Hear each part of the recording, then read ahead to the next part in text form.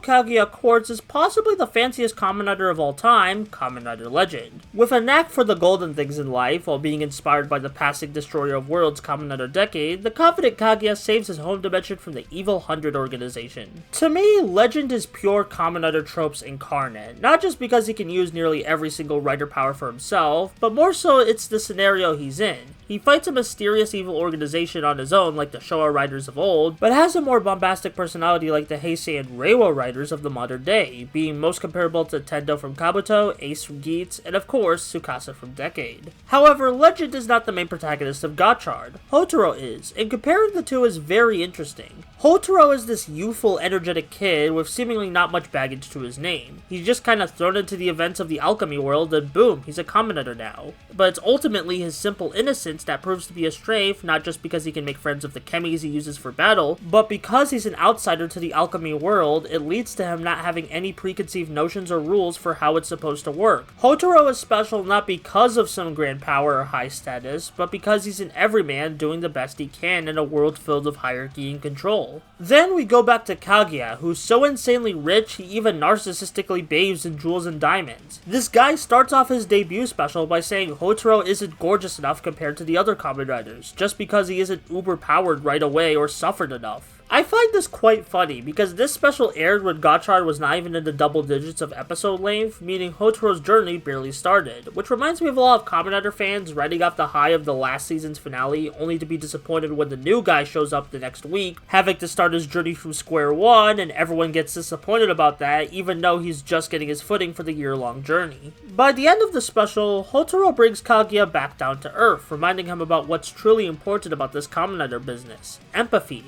You can have all the flash and spectacle in the world, but are you a true hero if you aren't helping others and being empathetic towards them? I feel like this is a very important message, especially when it comes to discussing tokusatsu shows, as while these shows do have a lot of cool visual sauce, I feel like sometimes we get lost in it and forget about the themes, characters, and messages the creative crew are desperately trying to put out for all ages. Hell, speaking of fancy visuals, when Legend reappeared in the main Gotchard show, he got a Final Form power-up which is so over the top and how broken its powers are that I feel like it's an elaborate wink and a nod to the audience of how ridiculously self-congratulatory the entire concept of Legend is. A bonus side character in a non-anniversary season made to homage anniversary riders to expand and sell on the card gimmicks of the current show. Some may view this as too toyetic and the worst offender of jiggling keys this franchise has done, but I just think it's neat and fun. Especially because, if the simple youthful Gotchard and the legendary Legend can coexist together, then why not all the Kamen Rider series coexisting together? Legend in power set and narrative is the pure essence of Kamen Rider to me. These wildly different characters and shows that can coexist together because they have a few things in common. And much like Kaguya,